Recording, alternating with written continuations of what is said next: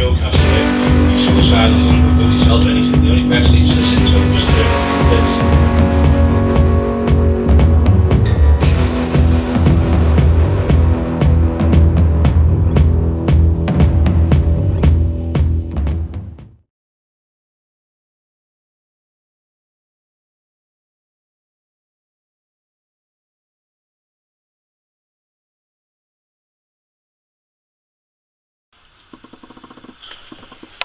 Another episode of the Bad Blood podcast. Today we've got the one and only Jamie Boyle, author of many books, documentary maker, very well known for his work with Duffy. He's done books on, you name it, the who's who of the criminal world, also the boxing world. He's a very well connected man. How are you doing, Jamie? Yeah, well, to be honest, I'm a bit hungover, but hair of the dog and all that, but yeah, a friend of mine come to my house last night, and yeah, things got a bit messy. The wife's not talking to me at the minute, but I'm trying to level myself out. Lesson live. Yeah. How's lockdown been treating you? It's ravaged my business, you know, to be honest. It's like I rely on Waterstones and throughout the countries. Obviously they haven't been open for 4 months, so I've had to rely on Amazon buyers. Listen, Richard Branson's a billionaire, and you know, it doesn't matter. Listen, if you've got millionaire, billionaire, all the money in the world, you cannot do nothing about it. So little old me, you just got to you know, try and do the best you can with it. Do you know what I mean? It's like, how are you focusing for the books and that? Yeah, but do you know what, guys, is I work from home anyway. My office is my bedroom, so I probably spend 40-50 hours a week sat on my bed with my laptop, which is my office. So basically it hasn't actually you know, I mean, I'm doing Once Upon a Time in Teesside now, The Taxman and the Duffer, no introductions needed. Definitely not. 116 pages in, and I hadn't planned on starting that until probably next year. So I thought, you know what, fuck it, I'll do it now. So it's probably giving me the kick up the arse. Do you know what I mean? So you know, it's funny because I mean, I've done books on Roy Shaw and Dominic Negus, but you know, one book in particular, Terry Dicko's, is outperforming them. And Middlesbrough at the minute is a place where it's gone mental for the books. Spotlight is on Middlesbrough, and yeah, it's Middlesbrough Waterstones have said that Whore of the Moon, which I did about 2 years back, has been their most successful ever book. You know, it's one bookshop said we had 30 bookshops nicked in 1 month, so it's like, I don't know what kind of people I'm doing. I don't know what kind of clientele I'm bringing to the shops, but that walked out in the, you know, it's reached double figures in the thousands now. Wow. And yeah, people want to read all about one man from Middlesbrough. He used to just walk about with his shorts, and he's been dead now longer than he's been alive, and people just go mental. I call it Duffmania. You know, it's I do books, and you know, some do well, some do not well, but you know, your Paul Sykes, your Lee Duffys, your Brian Cockerills just go absolutely berserk. Yeah. If you haven't checked out the book yet, it's honestly, it's a fantastic read. It's one of a kind. It's clearly one of the first books on Lee. It's just a fantastic read altogether. If you haven't read it, I really honestly would. Have you read them both? Yeah, I have. What do you think? Be honest. Fantastic, brilliant. Once I read The Whole of the Moon, when you said read Blood Moon, that's when I got it straight away.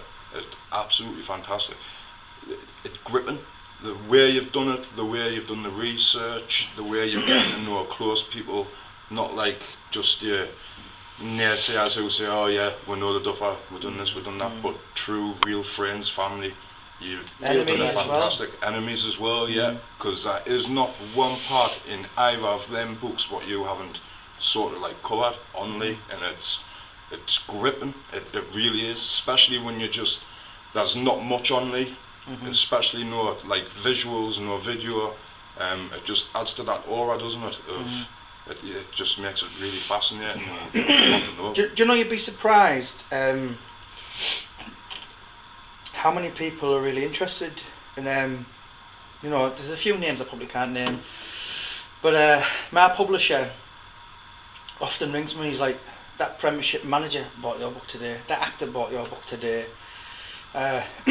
One guy who I will tell you because he rang me, so this definitely happened, is have you heard have you seen Snatch? Yeah. Gorgeous George? Yeah. Right. And he rang me one day just to talk about Lee Duffy, Paul Sykes and Brian Cockerill, and I was like, wow, how do you even know who I am? And he's like, he's been in films with Robert De Niro, and he's like, you know, he's an actor, and he's out there, and he's wanting to know about the Paul Sykes, about this Brian Cockerill, about Lee Duffy, and you know, it just goes to show how far. You know, I spoke to boxers, Bradley Saunders, Michael Jennings, Fantastic boxer. Ishan Pickering, Wayne Alexander. I'm just trying to think of the ones.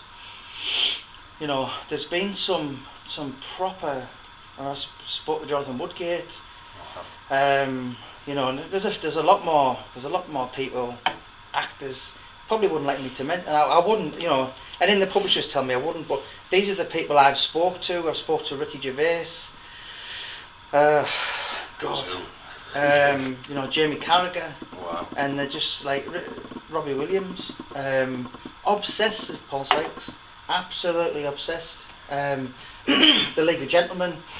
Bob Mortimer. And they've said we've based comedies, sketches off him. So it's crackers. It's going to become massive when that film comes out next year. What intrigued you about Paul Sykes? Right, I watched 2012. Childhood friend of mine, John Williams, messaged me.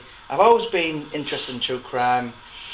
Read Steve Rafe's book, Bernard O'Mahony's Kate Craze. I've just done Steve Rafe's book.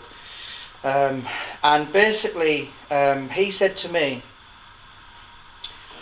he said, when you get a minute, he said, Google Paul Sykes Wakefield. Now, the name never meant anything to me. So I did that, and I watched it. And what I can describe as an angry chuckle brother. Have you seen Paul Sykes? I was just like, wow. I spoke to Sean Atwood the other week, and I was like, what the fuck have I just watched? So, spoke to him, watched the documentary, probably about 108 times, read the book, and I was obsessed with Paul Sykes for 3 years. And basically for the next 3 years, I wanted to know. I remember working on a building site 2012, and I've always, you know, I lived in Glasgow, London, always been up, you know, true crime. So from the Bethnal Green, like London, I'll be like, where are you from? And often go to London, Glasgow, my ears prick up. But Yorkshire, I started to have a thing about Wakefield, and this guy was like, where are you from? Oh, Wakefield. I was like, fuck off. What? He looked at me like, no, just tell me about Paul Sykes. So I was like this for 3 years. So anyway, basically, that's what I was like. And in 2015, I spoke to Steve Rafe and I said, listen, why don't you write a book on Paul Sykes? 'Cause I just want to read it. He was interested, died away, I don't know what happened. And in 2015, I just said, do you know what? Fuck it, I'll do it myself. Right. So what I describe it as, lads, is I bought a dictaphone, and I walked in the story, I walked in the book, walked in the documentary, and I met everyone. I've been to see Paul's wife, been to stay with her twice, 3 days at a time, so I spent 6 days with her. Been in prison to see Paul Sykes Jr., met Delroy Showers several times. What else? Big names. Huge I've names. met and spoke to everyone around Paul Sykes. If I haven't met him, it's because I've reached out to them and they've declined.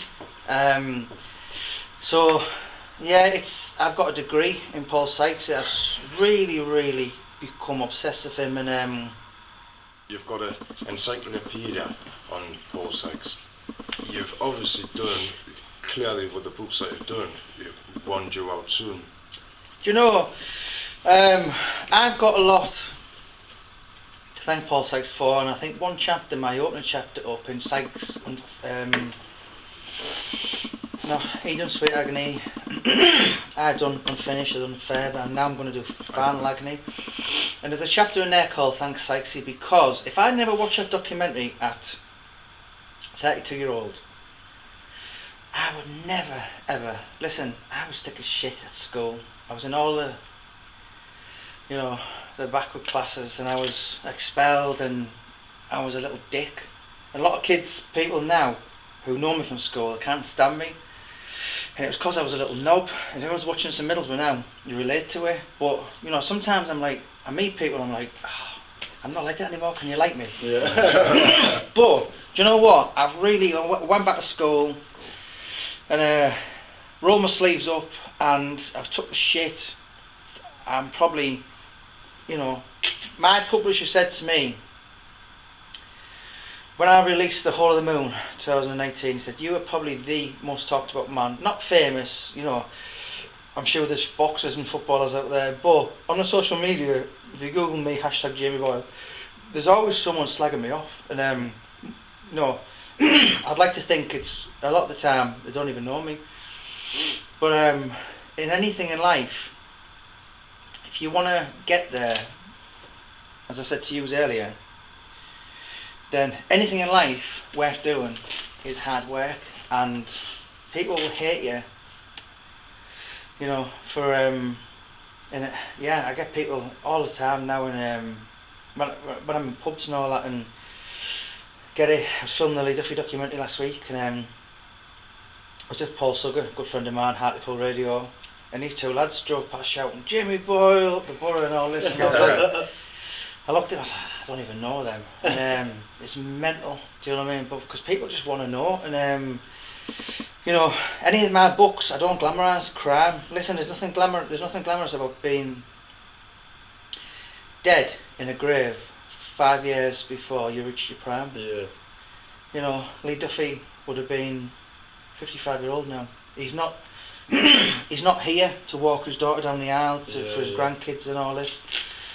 And you know, all the people who hated him, he bullied and all. Listen, that man paid the ultimate price. He died in circumstances that no man should ever die. Yeah. I know that because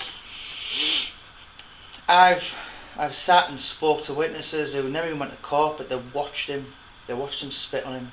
Yeah. They watched him say, "Die, you bastard." That happened. That's factual. Yeah. Right? When he was stabbed, he was stabbed in the left arm. So that wire there under your left arm is a wire, and it's severed. So you can feel the wire, right? And he was like, "Help me!" And people, you know, it was like, you know, I've spoke to pathologists, I've spoke to police. So regardless of what people think, oh, I heard this way, I spoke to the man who, I won't name him, he didn't go to court. I spoke to the man who he died in his arms. No. I know exactly to the detail everything that went on. And listen, there's nothing glamorous in that life, and who's to say he'd been here now? He could have been going to schools with his bullet holes and his stab wounds and his, you know, petrol. Oh, you know, imagine the powerful, thought-provoking message Lee Duffy could have done if it had been going around doing what Brian Cockerill and Stephen Sayers done, to say, hey, whoa, kids, this is not the way, because he was the baddest of the bad. Bad man. He was the duffer. Right. To you, Jamie, what made him so different to everybody? What separated him from the rest? He was, you know, listen, I can't name him, but do the one person you think of when you think of Lee Duffy, work it out. He said to me, he was a one-off. Middlesbrough. We will never see the likes of him again. There will never be anyone on this planet who fought, who caused as much mayhem, chaos, destruction again. And he was on his own. He'd turn up like Darth Vader in just a pair of shorts. Now then, oi, right, you. I'm writing Once Upon a Time Teesside at the minute, and I'm just doing a chapter on Brian Cockerill in the Teesside magistrates. Lee was up for some driving offence, so Brian said, "Oh, listen, calm down. There's places full of bobbies, solicitors, court ushers." And Lee said, "No, that's some cunts who fucking stop me going to Mal." So it's about 10 8-doormen, monstrous big bastards. The Mal was a big nightclub in Stockton. So Lee Duffy shouted, "Oi, right, you, come over here," and he'd sit there with his legs. He was very effeminate. I remember that you're saying in the book. There's a picture of him and Neil Booth, and he sat there like that, and he'd sit there going, "Is this right? Let me get this right. You've been saying things, don't swear." So he'd say basically, "Is this right? You've been saying not very nice things about me." And all these big men, big fighting men, Brian Cockerill knew, and he was like, he said, "They seem to just lose 2 stone." And he was going back and forth, and they were walking over, and the what's the word? Analogy, something like that. Analogy. He said, these big hard doormen were walking to Lee Duffy like they were getting the electric chair. And when he finished with him, and he was going, "Watch this, Bri, watch this," and he was just taking him apart. And he was going, "You call me a liar?" And you can imagine what he was doing. He was just, how can I put it? He was ahead of his time. He was years before everyone else. And people, I asked his best mate once, I said, "What was he like when he was a kid?" He said he was never a kid, and he was just so advanced. Yeah.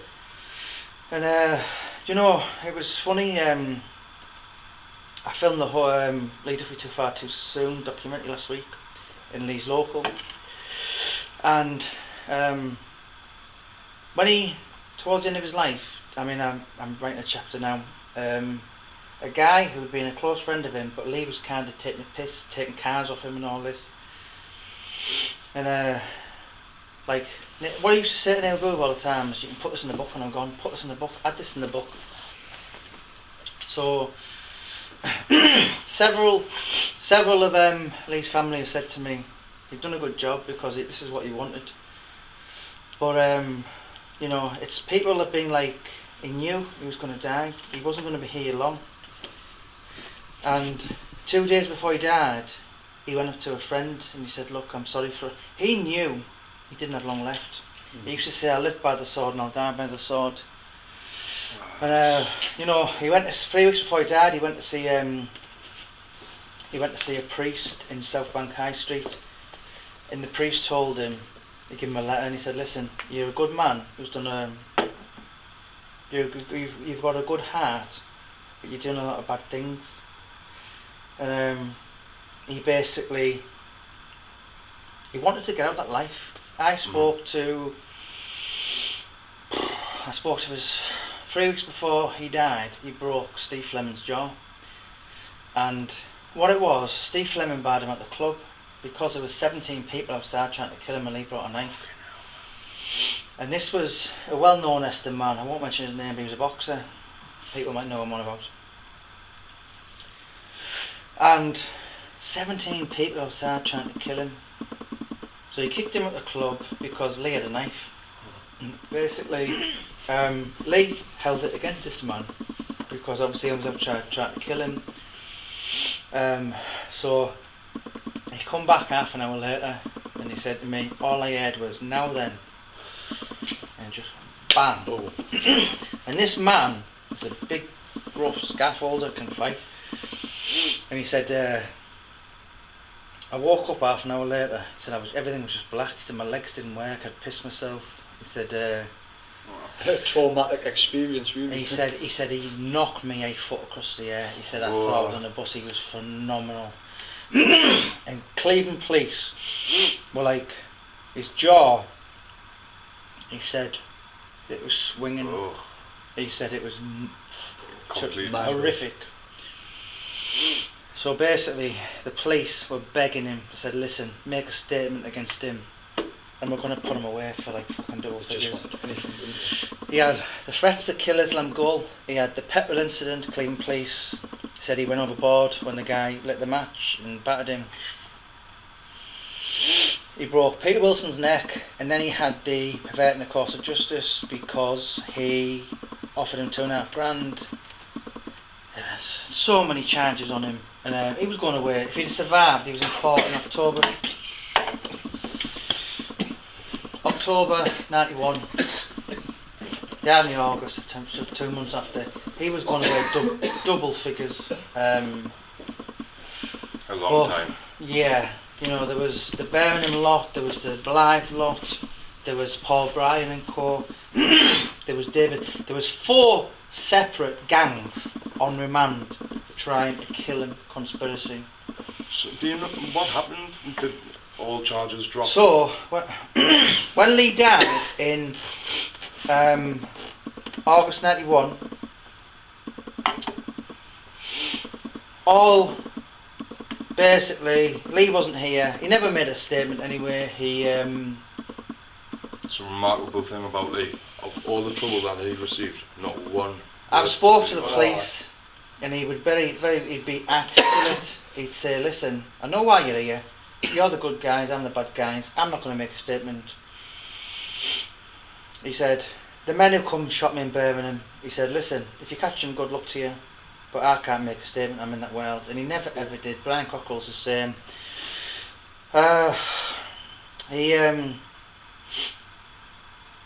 The official document is the Evening Gazette, which is a Middlesbrough paper, printed a story on September the 12th, 1992. 9 men were released. 8 were in the front of the Gazette like that, celebrating. The only one of them men who wasn't was Paul Bryan, because yes, he'd tried to kill Lee, but he was best friends with him once upon a time, and I'm writing Paul's book. He's in doing. Let me think. He got 33 years appealed. He got 22 years. He's been in 20 years now, so he can apply for parole in 2 years. And he said, I was the only one, and this is factual. I've seen the archives. Paul was the only one who wasn't on the front of the Gazette celebrating, because he didn't want Lee to die. Yes, still enemies, but he only wanted to take his foot off, take his power away. Yeah. Because the guy was phenomenal. He was just an awesome specimen. And you know, you've done your boxing, I've done your boxing. It's all about balance. You know, Duffy was never boxed. Yes, he had his medical, and basically, but if you can't plant your feet and bang people, you can't take a punch, you can't give a punch. Lee was knocking people cold on crutches with 1 foot. He was a freak of nature. He was, you know, this is what former Detective Sergeant said to me. He was a one-man crime wave. In the last 16 months of his life, he's a fact for you, right? It's not a hearsay, it's a fact. Cleveland police had 96 separate, from May 1990 to August 91, 16 months, 96 complaints, 96 Lee Duffy's hit me, Lee Duffy's. He was, and he was just this big, young, powerful, strong monster who was, I dare say, in control of Middlesbrough, but not in control of himself. Yeah, right. And he could knock people out next week. Everyone wanted to know him. You know, everyone wanted to be his friend. Many in fear. Neil Booth, I absolutely fucking love. We've become best friends. I speak to Neil every day, and he said, you know, he said in 30 years, he said the best thing Lee ever sent me was Jamie Boyle. And listen, I would write Neil Boo's book for free. Neil Boo, if you're watching now, right, if you ever want to do a book, if it meant to you doing a book, and I would do your book for free, because in the last 16 months of Lee's life, the only time they fell out for 4 days, because Lee accidentally nearly shot him. They were pissing about for Smith & Wesson 38, and he fired a gun. It actually went through Neil Boo's tracksuit bottoms. Oh, close call. Yeah, as when you're nearly murdered and all that, and you know. But Neil is wild. He was a mental bastard. You know, he's 50-year-old now. I went and older with him last year, the Lakes. And the most iconic picture of Lee Duffy was about 6 weeks before he died, sat in a car bonnet. Have you seen it? Yeah. I have. Neil Booth took that, and then last year he took a picture of me. Now Was that at Centre Parks? no, it was On the phone. it was in a car park in Windermere, and basically he took that, and he took a picture of me doing it. Now I'm only 5'8", and I was once upon a time a flyweight, but obviously I'm addicted to Parmo, so so I'm not quite the lightweight I once was. But yeah, and I sat with him, and I know, but out of love and respect for Neil, I would never ever. Neil is against all the books, and you know, he's I think I've seen 5 pictures of him in the league. He was very, very close to him. He, you know, many times that he say he was there, and when people say, you know, many times people would rather kill Neil Booth just to get back at Lee, because he was, you know, if John Wayne was Batman, then Neil Booth was Robin. You know what I mean? Yeah. How does, obviously you and Neil's close now, how does he feel about people calling Lee when he knows it's not the truth? You know, it's funny, it's something he's got used to. He said to me the other day, actually, he rang me from, and he's never had any part of anything I've ever done. So, you know, anything I've never put into, I'm not allowed, you know. Mm-hmm. You know, couldn't be any closer unless we were bumming each other. But yeah, and Neil, I know you fancy me. But he said to me, he said, you know what, I'm glad you come along, because this generation of Lee Duffy and all this Middlesbrough folklore, mythology, he said, that would have died. He said in 20 years it'd have been gone. But yeah, one Steve Richards, you know, take my hat off to him, and he had balls of steel, because he come along, and he 99, 2000, 2001, 20 odd years ago, he come and he done the books, and he's had a lot of death threats. But do you know what? He was the man who led the way for me. Is that the one who done the Viv Graham book? Yeah. And Steve Rafe had him on his podcast the other day. He's apparently what I've read from Steve Richards is he said these books are wrong, and he now only writes books about God and Jesus, and you know, so it's progressive, but you know, it's he's had a lot of trolls, which I get, and but you know what, people want to read about your Viv Grahams, your Lee Duffys, your Sayers, the Brian Cockerills, just everybody. Yeah. The who's who, really. Do you know, it's people like your Sayers and your Lee Duffys, Brian Cockerills, I don't know, you've read Annie Buicks, all these, they only belong in books now because society's changed, and you know, Michael Sayers, listen, the dinosaurs, society, you get 5 years before with a gun without a bullet. So when Lee Duffy was about running the town and putting the fear of God up to people, then you there's cameras on every corner, and you couldn't do then 30 years ago what you do now. So you know, I spoke to people like your Gary Furbies, you know, there's one guy, I won't name him, but he's been bad up in Middlesbrough. So basically, Lee and Matty, society doesn't tolerate shit anymore. Mhm. So the first minute you are antisocial, you're any kind of bad behaviour, Middlesbrough Council, you're out, and you're not allowed in. You're not. So listen, regardless of how hard Lee Duffy was, walking around in just a pair of shorts and knocking people out for fun, the police are the biggest army in the world, and if they can't deal with you, they'll bring another 4 or 5 vans. And you know, it's no matter. They are the most. Listen, you can't beat the police no matter what. They'll literally bring Newcastle Police, Sunderland Police, and you just go on and on. They'll literally bring every police force in Britain. And society's changed. You know, a lot of people as police informers, and but Middlesbrough was like the Wild West. It was quite interesting actually. Listen to Steve Richards' interview the other day, and he said, "I've done books all over Britain, Dave Courtney, Charles Bronson," and he said the only time, the worst place out of all of them for your death threats for them is Teesside. I get it for fun. There's not a week goes by when I don't get some 68-year-old man or some 10-stone 19-year-old asking me to meet him in the park for a fight. You know, the minute I do that, I'm on social media, I'm in the paper. Yeah, you're in the spotlight for the wrong Listen, reasons. I can have a fight. You know, it's like I boxed for years, and I've got a bit of a problem with my nose, and it needs rebuilding again.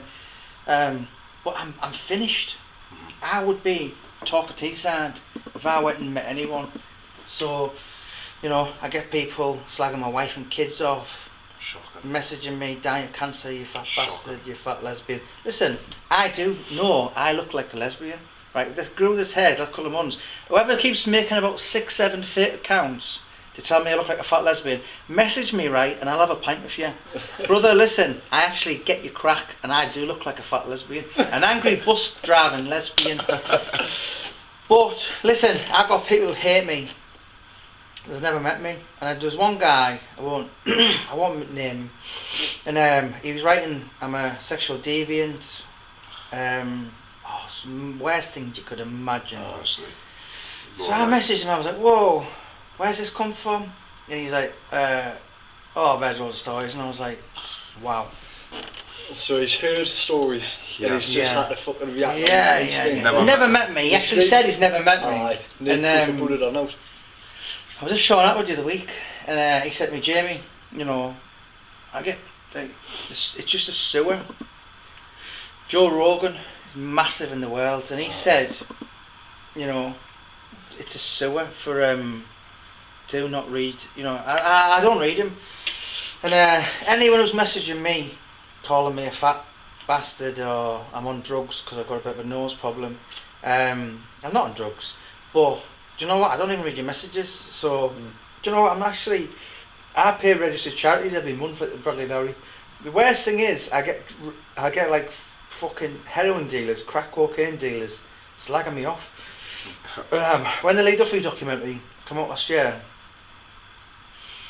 there was a big post, and it was big, it was unbelievable. A girl slagging me off.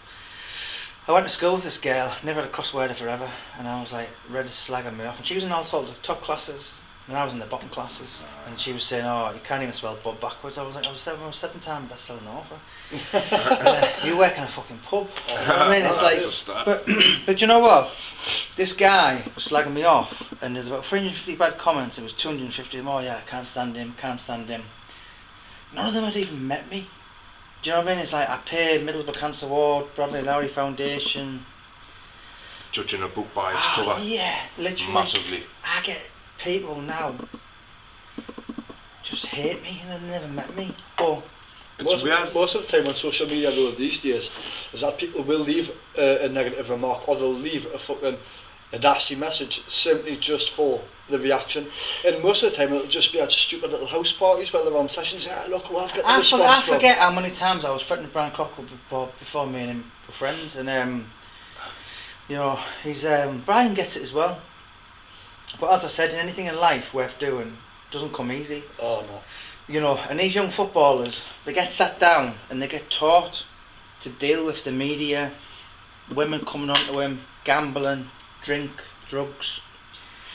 I just come on the scene about 3.5 years ago. I've been in the Middlesbrough paper 11 times in 3 months.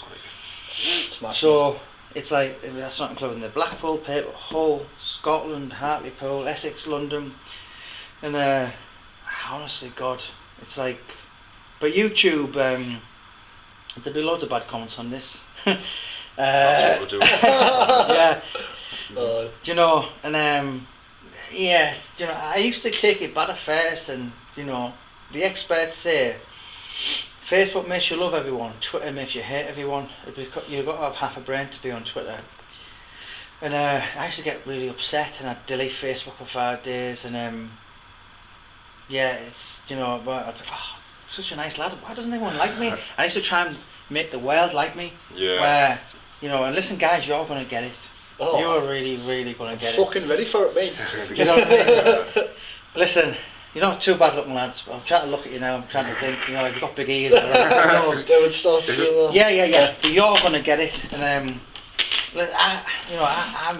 not a millionaire. People think because you do books, documentaries, it's not. But I've paid £4,000 of my own money in the registered charities, and I can back that up. Mm-hmm. And I've got fucking low life Should be praised drug for that. dealers, Well, little rats, slagging me off. And sometimes, though, the best response is no response at all. Oh, 100%, because when you're reading these, you could just get frustrated enough to just to react in something that you could say, once again, could be used against you. Fall to their level. There's no point in sticking to the level. How was your trip down at Sean's? Sean Atwood's? Oh, I love Good. Sean. I love Sean Atwood to death. I've been about 5 times in the last 6 months. Wow. Really, really nice guy. So is James English. Speak to him twice a week. I'm going to meet him in a couple of weeks. And it's Josh Warrington, James English, and Steve Rafe. They're the 3 people that, when I was getting brutalised, fat lesbian, you can't breathe, all this kind of nose problem, people having a go at me. And I used to, I've had many conversations with Steve Rafe, Josh Warrington, James English, and James English is the most handsome bastard. I call him Big Shagger. Yeah, Big Shagger. And James, if you're watching, Big Shagger, handsome fucker, tan, and it's like, Brian Cockerill said to me the other week, you know what, you could type in pink, fluffy, chickens, baby elephants, and you will have a look on YouTube and there's negative comments. So Brian Cockerill, right, is out there now making a difference, helping drug addicts, doing more for the community. Yes, he's been a bad guy. I'm not going to insult anyone's intelligence. I was in primary school when he was running about Lee Duffy. Listen, I can't pick up the cracks. Malcolm X said, there's no shame in being a criminal, but the shame is continuing to be a criminal. But the shame is continuing to be a criminal. And Brian Cockerill and Lee Duffy, and listen, I'm the clues in the name. I'm predominantly a true crime author. You know, Stephen says they're all bad guys. Lee Duffy, Dominic Negus, Roy Shaw. They're not nice. You know, they wear what they wear. Mm-hmm. Fighters, gangland enforcers, whatever you want to name, but they're out there now. And rather than riding off in the sunset, they're back out there putting stuff in the community. So it's got to be looked yeah, at. I've sat with Brian Cockerill, and he's rang people. He's been on the phone for 3 hours to people. He hasn't got a penny. People saying they're going to kill themselves. People saying I'm on drugs. People messaging him, thinking, "Oh, Brian, I'm off my head every weekend. Have you got a magic wand?" Like he's some kind of fucking god, and he's not. You've got to be able to want to do it yourself. I was just Brian Cockerill was the most. He goes mad at me for saying this. Brian, if you're watching, I'm sorry, but you were a pathetic, drug-ravaged loser. And you know, once upon a time, he didn't leave his bedroom for like a year. Wow. You know, you're going to be with him in a couple of hours. You know, and basically he sorted himself out, and now he's out there writing books, documentaries, whatever.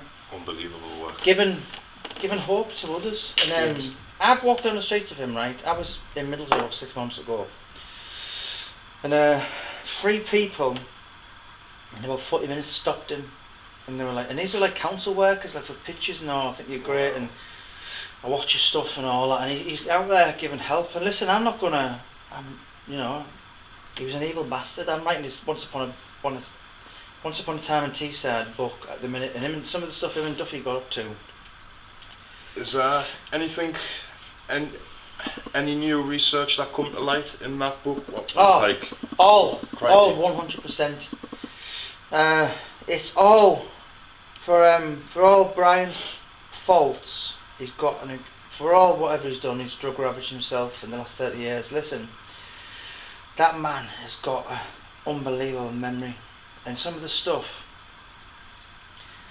he's told me, I'm like, wow. And I don't often get excited about books. I do a few Paul Sykes, your Lee Duffy's, your Brian Cockerills, but there's been a few books like I can't name them, but there's a few ones that are a bit boring. You know, you're just doing it for the money and that. I do it for free, and you know, and it's like it's all whatever this Once Upon a Time Teesside is going to be. Then it's all 100%. He's told me all stuff, and I haven't even typed what's been in the other book. So this book is going to be 100% brand new. And Neil Booth often said to me, he said, "Listen, you could write a book on Lee Duffy's life. One day in his life." So Brian and Lee were only friends for 4 months. They were partners for 4 months. Wow. 12, 14 weeks or whatever. April, May, June, July, August. Yeah, went in prison August. But they were together 6 days a week, like every minute of every day. Out taxing, knocking people out. I spoke to the police, and they've been like, we used to hear everything. I spoke to solicitors, barristers, and they've been like, you know, when they had the fight, it was a talk of Teesside, and anyone over the age of 50 now will be watching this nodding their head and think, "No, yeah, I remember that time." And it was when he had a fight. Lee Duffy walked up and went, "Oi, no, what to call you? You're a big lad, aren't you?" And he just shook his hand out, thinking. Lee just went, bang. Took Brian off his feet, all 24 stone. That just shows the power Duffy had. And Brian got up, jumped back into him. They had a wrestling match, rumbling about. You're not going to beat Brian in a wrestling No. match. I don't give a fuck how hard you are. Mike Tyson. At the time, right, you're talking probably about 12, 15 people on the planet who could have got him off him. And these were all Norwegians, Scandinavians, world's strongest man. Lee Duffy, as hard as he was 15 stone. He went up to 17.9, but, you know, he when he was on the roads, and he had a natural... Was that the biggest Lee got to? 17 stone 9 was the biggest he ever got to. That picture you sent me with his legs. But he was 15 stone, and he'd lost. That was 6 weeks before he died. At the end of his life, he was drug ravaged. When he died, he was going to be due to be in Edinburgh for 1 o'clock. He was killed 3:55, nearly 4 o'clock. Neil Booth was an animal for partying, but he was wrote off on the Friday. That's why he wasn't with him. And that shows, because Neil Booth was a monster. I've been in some bad states of him, and I thought, Jesus Christ, if Lee Duffy didn't do hangovers, didn't do come downs, he was just a one-man party. 100%. Just fucking one speed, and it was fucking full steam ahead. Yeah, and driving home from Newcastle 120 mile an hour, rolling joints at the steering wheel, and the police would pull him out. And I'd, sorry Lee, I didn't know it was you. You know, I'm just doing a chapter at the minute. I've told you anyway about Once Upon a Time. He said all the doormen, and Brian said, "Oh Lee, calm down, man." He was sat smoking a joint with his feet up, and he was like, "Lee, be here, there's police." And he was like, "Oh yeah, fuck them." He said, "Yeah, I am the fucking police in Middlesbrough." Do you know what I mean? And he just done what he wanted. It was a duff, and he'd knock people out for fun. I spoke to someone again, I'm going to have to say it's the first name you think of when you think of Lee Duffy. And he said to me, he said, "What got me about Lee, I liked him, I loved him, we were friends, but he said all he wanted to do was overpower everyone in Middlesbrough and kiss the Geordie's asses." So he wanted to bully everyone in Middlesbrough and hang around with the Says in Newcastle. Yeah, And I didn't like that. And you know, this man, win, lose or draw, he was probably the only man in Middlesbrough who would stand up to Duffy. They had a few fights, and yeah, he didn't give a fuck. You know, he's probably a legend in his own right, because he was the Middlesbrough, what's it called? Middlesbrough Frontline, which is their hooligan firm. Yeah, This man was their leading general in battle. Right. He was the guy. Aye. And if it wasn't for his association with Duffy, he would be well known anyway. And yeah, you know, there's a lot of people over the years that tried to kill Lee, conspiracy to kill Lee, and I spoke to them, sat in front of him, and they said, you know what, we regret it.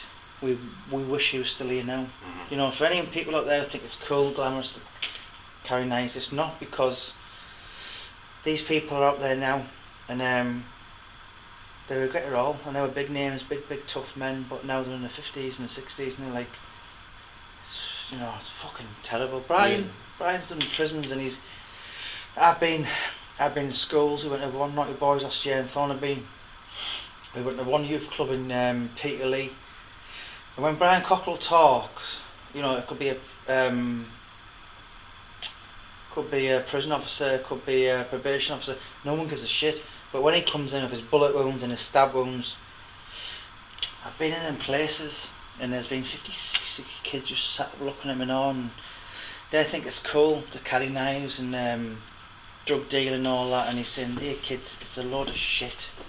It's all it's brought me is negative shit. Mm-hmm. And you know, for him to say that, who was unquestionably, in my opinion, the top of the tree, the elite in the early, you know, 1990 to 1995, one police officer told me, he said, Middlesbrough was like the Wild West. He said 80-90% of the stabbings, shootings was down to Brian Cockerill, and even though it wasn't, he was linked to them. Right. The police would pull him up and say, who's getting shot today, Brian? Do you know what I mean? And like, yeah. But it's a horrible, horrible world, and you know, as I do my book slate, I like to get a message in there. Jesus, repent. You know, doesn't care where you were. What a waste. Paul Sykes died in the gutter. Young kids. Right. Do you know, regarding Paul Sykes, he was a monster. And listen, the 70s, 80s, he was Britain's hardest man, most difficult prisoner in Britain. Johnny Nelson said to me, and Peter Fury, I said, listen, all them kids used to torture him, set fire to him, used to walk past and go, bang, egg on the head. They would never, I repeat, never had any inkling of the man they were messing with. Yeah. 10 years before, right, they wouldn't have even looked at him sideways. Wow, he was one scary, scary man. But at the end of his life, have you seen the pictures of him? 8 jackets on, could hardly walk, couldn't open a can of beer for his hands were all knackered, arthritis. Yeah, he was one monster of a man, and he's listen, when that film comes out next year, made by Western Edge Pictures, I can't reveal who's going to play him, I'll probably tell you off air, but he's a really well-known heartthrob, and he said to me, the social justice of it all is what really appeals to him, to portray Paul Sykes in the film. This guy's a really well-known BBC, as I said, bit of a heartthrob. Huge name. They're getting a major, probably the biggest 80s band to do the full soundtrack. So part of that's going to be Leicester Square. It's going to be, you know, Western Edge Pictures. They've done the Oscar Pistorius documentary. Wow. They've done the Joe Calzaghe documentary. Wow. They're doing something with Billy Piper at the minute. That was due to start in the September this year, but it's been put back till the November, and That's going to be filmed in Leeds, Wakefield and Pontefract. £2 million plus budget. That's going to be humongous. And that's when Paul Sykes will be a household name, because they bought the rights. My company, who I'm business partners with, Western Warcry Publishing, they bought the rights from Sweet Agony. So there's Unfinished Agony, Further Agony, and now Final Agony. Now them 4 books are going to be made into a script that covers everything. Paul's life from cradle to the grave, and what a character he was. It fascinates me because I know through your books that Paul Sykes and Lee Duffy were at the same prison. They only met twice. Once was about 1988. April 98. Duffy seen him. He was only about 22 then. He was like shouting at him, "You fucking nonce, paedophile," because it was alleged that he was a prison rapist. I spoke to a former top-ranking Wakefield chief of police. Listen, I can tell you, right, don't listen to hearsay, this is a fact. Right, Paul Sykes had 231 convictions, right? Not one of them was this from any kind of sex offence, right? So, I've been in prison and spoke to his son, and he said to me, "Listen, our dad, if he sat in front of you now, he would admit he used to have sex with men. It's not for me." It's amazing, really, bearing in mind the biggest sentence Paul Sykes ever got was 7 years. But he basically used to have sex with men, and Delroy Showers admitted, just something we did when we'd sort out girly geezers. So, but as for actual rapes and knocking him out and dragging him in a cell, I've spoke to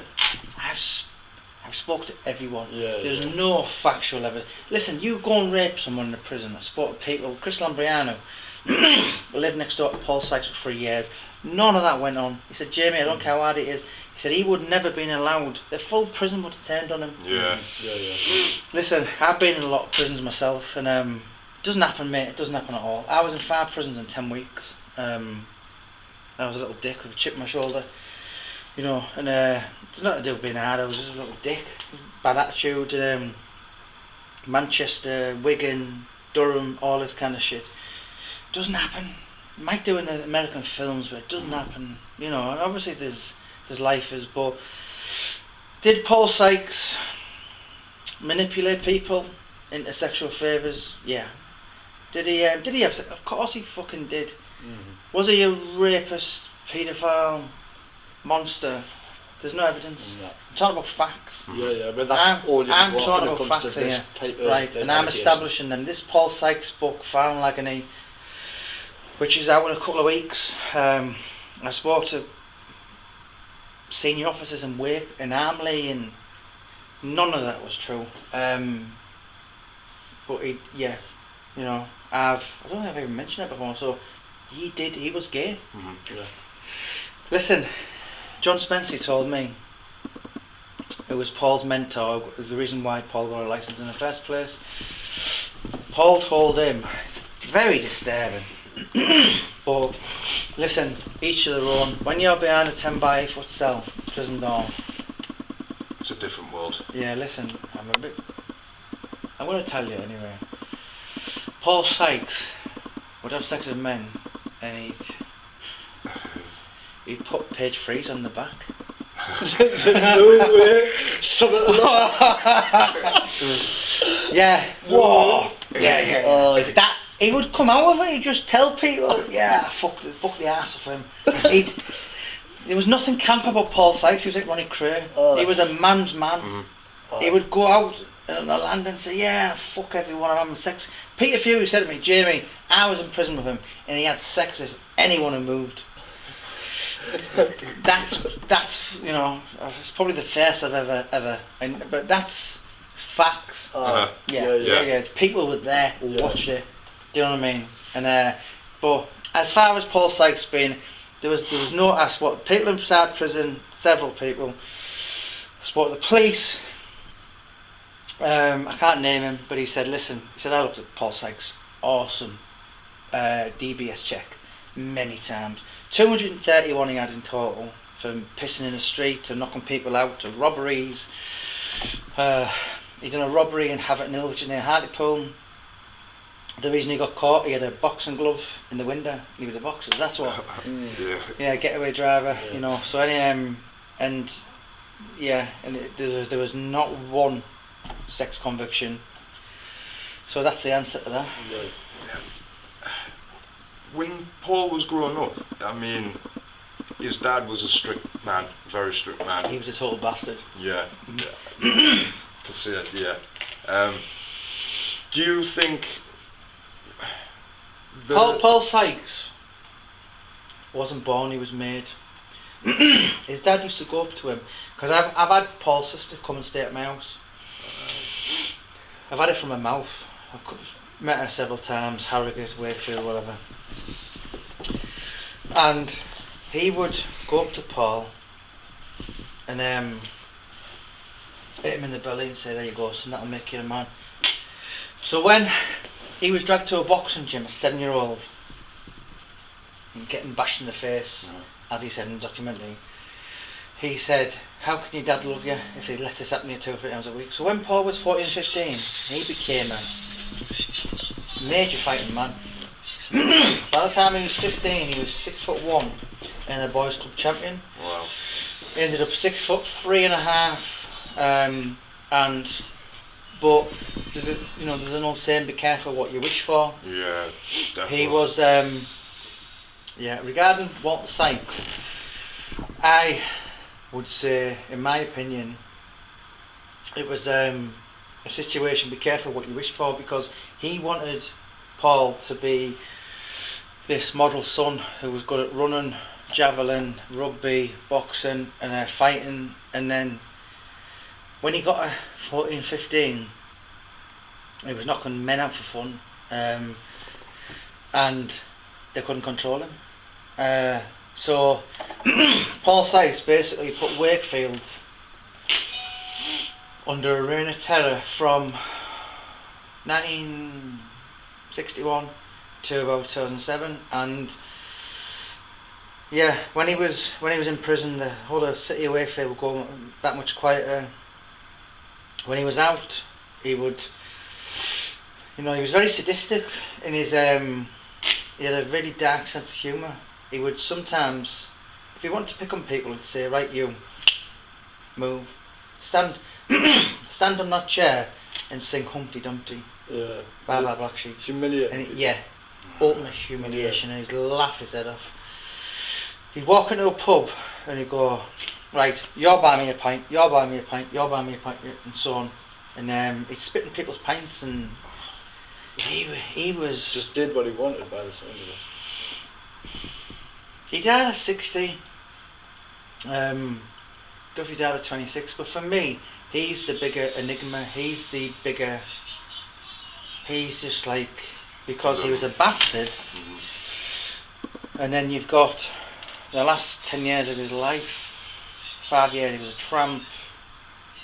2000 it was like Stroke of Cinderella, Midnight, Paul Sykes, lost everything, and his powers were gone, and all them people who he'd battered their dads and granddads just walk up with him, batter him, torture him.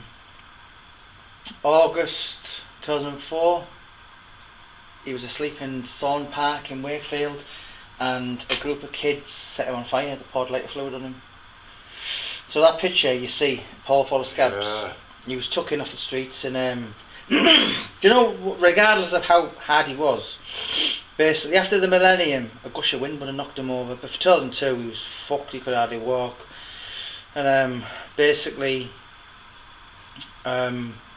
He was finished, but people would go up and batter him just because his name was Paul Sykes and things. Say I battered Paul Sykes, even though he was pissing and shitting himself and all this, and he was a vulnerable old man.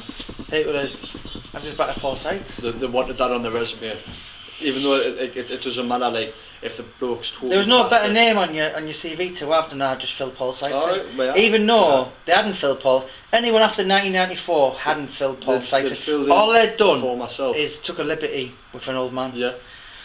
And after the millennium, after 2002, 2001, he was in Stanley Royd Mental Hospital. He wasn't allowed to drink. He had pellets inserted in his belly. Same as what George Best had. I think they were born the same day, you know. Or Yeah. there must be 24 hours between them. And they just literally were the same. Wow. And yeah, you know, but anyone after 2002, he had some good ardens, and he would never give a police statement. He'd break his arm.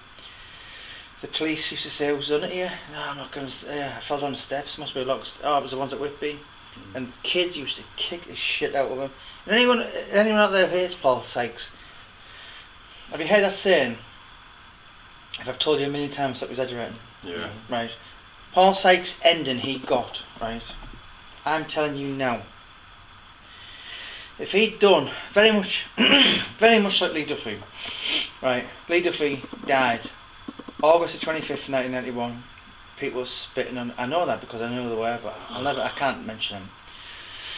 There was one girl spitting on him, but this is the girl who Lee was trying to make sell drugs, and weeks later be on the game, and you know, and yeah, you know, it's worse. He knew he was going to die. Yeah. As soon as he was stabbed, he went.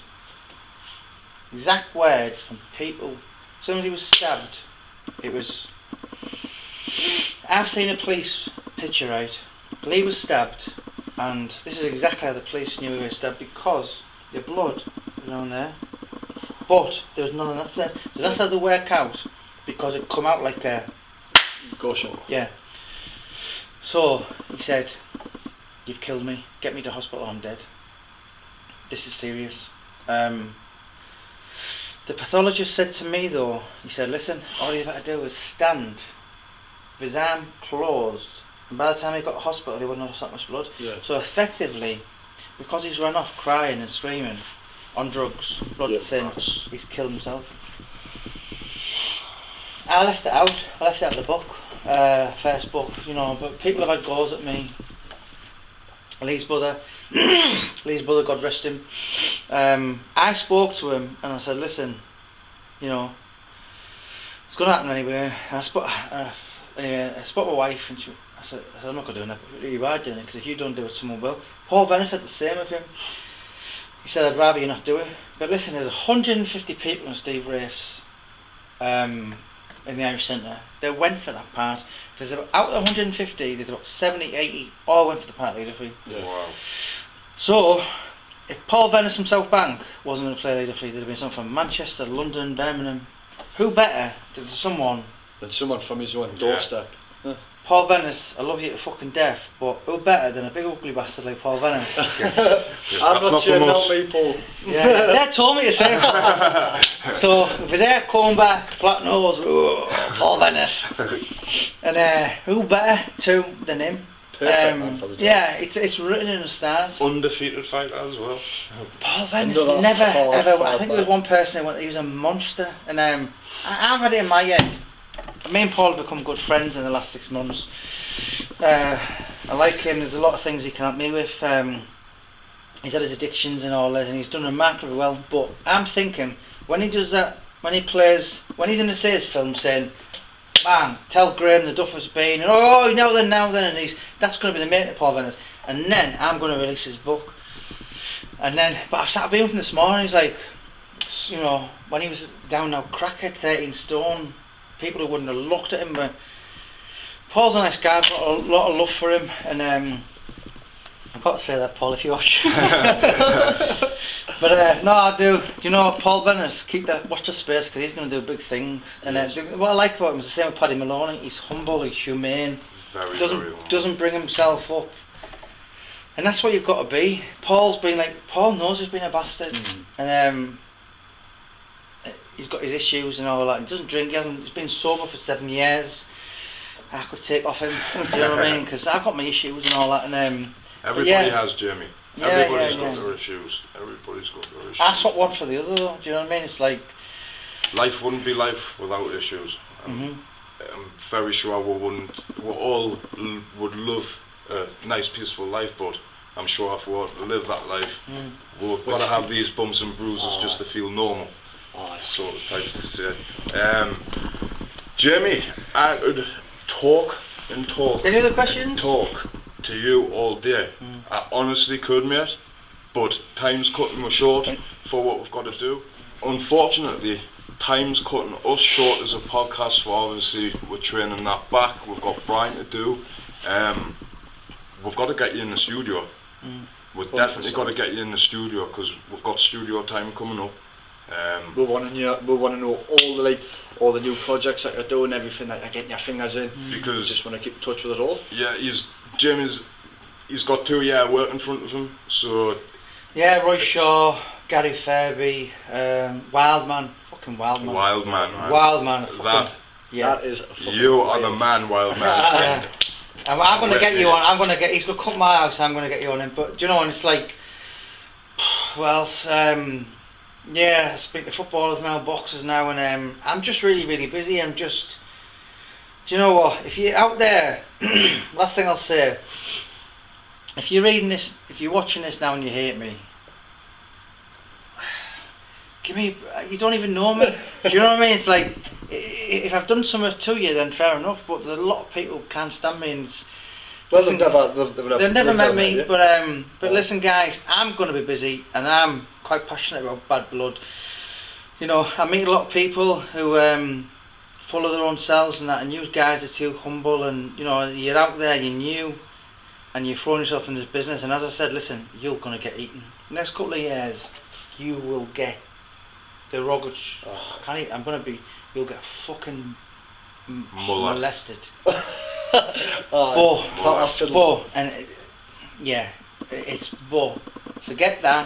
Forget that and go forward. And do you know what, James English, who I fucking love, I'm really close to James, he started 2 or 3 years, he had nothing, he had never done any funding, he did it all, and I'm hoping you're going to have the same tenacious never give up streak, because we will never give up, Jamie. It's something that you're getting paid to do, you know, and it's sometimes, listen, I've had jobs where I've been car park attendant, bouncer, security guard, forklift driver. I've never done anything. This job I do for free. And you've got a job here now and it's, guys, I'm gonna bang on and bust all my pages, but listen, you need to do it properly and get some big names out there and get established, do you know what I mean? So I'll be behind him. I'm your biggest fan. That's the plan, mate, yeah. We appreciate that. That's massive words to us, Jamie. Leaving on that note, if you want to go and check out NuHemp.co.uk for your CBD, gonna hook Jamie up with some, gonna get more sponsors from the Pound for Pound Boxing News. We've got the Pugilist magazine.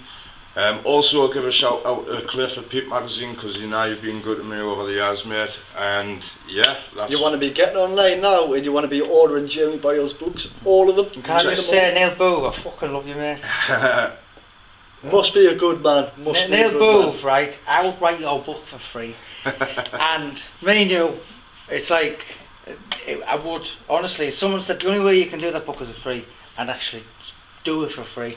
But do you know what? Having Neil as a friend is just like, do you know what I mean? We know each other inside out, and but the whole of Middlesbrough would love that. Like, do you know what I mean? It's like not putting any pressure on them. Do you know what I mean? Pressure's on. Yeah. So, just get that thinking. Right. We've been the Bad Blood Podcast.